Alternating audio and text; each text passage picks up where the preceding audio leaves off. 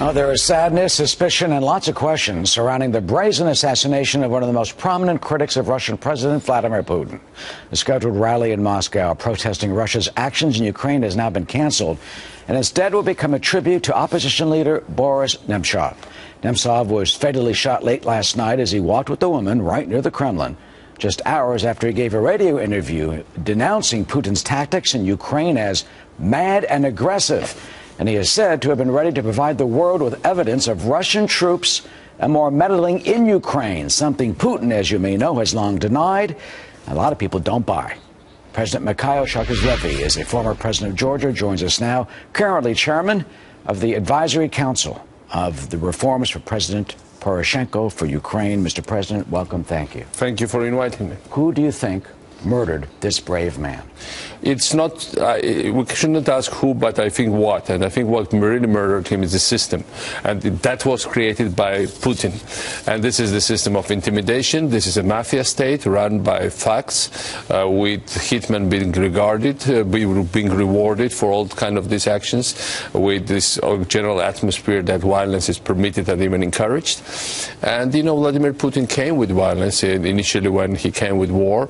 That's how he did his election campaigns. He had many instances of violence which are multiplying all along his rule, inside the country and projecting it also outside his borders towards neighbors. And so that's still going to continue and escalate, I'm afraid. You just had lunch last week with Nemtsov. Let me show you a quote that he said a couple of weeks ago, just 2 weeks ago on February 10th. He said, quote, "I'm afraid Putin will kill me.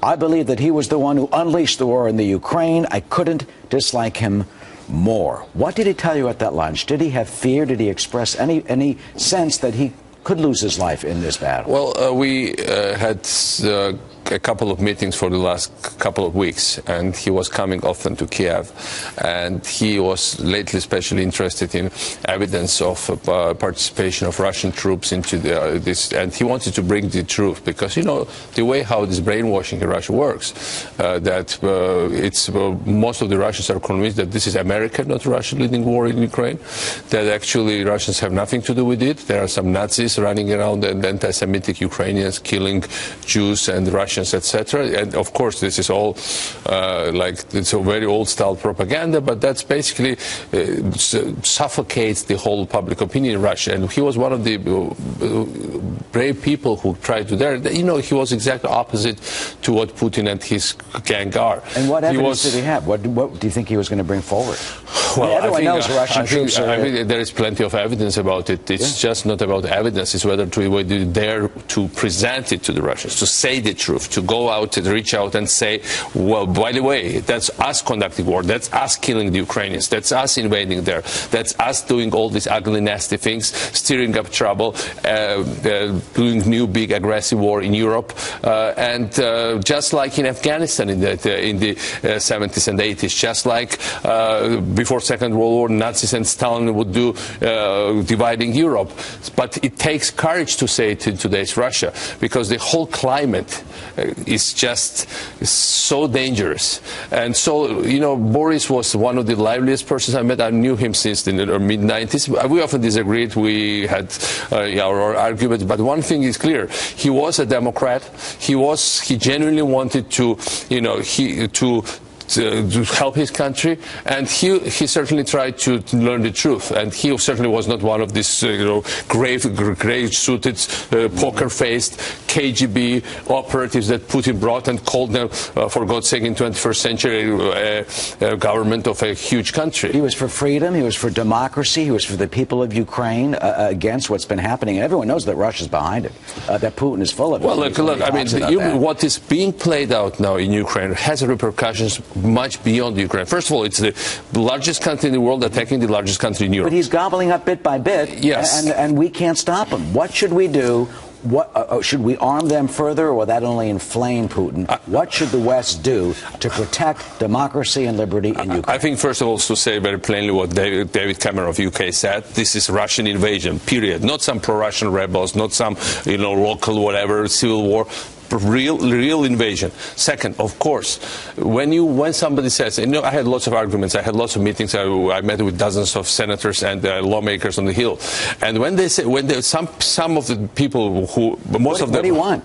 And we want weapons for Ukraine. And the Ukrainians are not asking for, they will never ask for soldiers, for boots, American boots on the ground. How come you're not getting them? And the point is that some of the people are saying, if we give them weapons, this will escalate. Well, this is a typical logic of appeasement of every aggressor historically. Every time some aggressor showed up, some major nasty guy, Democrats said, by the way, we don't have to make him even more nervous. Maybe we should just lay low, and maybe he will calm down and leave us alone. Well, that doesn't work. The thing is that by arming Ukrainians, we are defending the cause of freedom. Ukrainians prove that they are willing to fight for their country. They are fighting for freedom.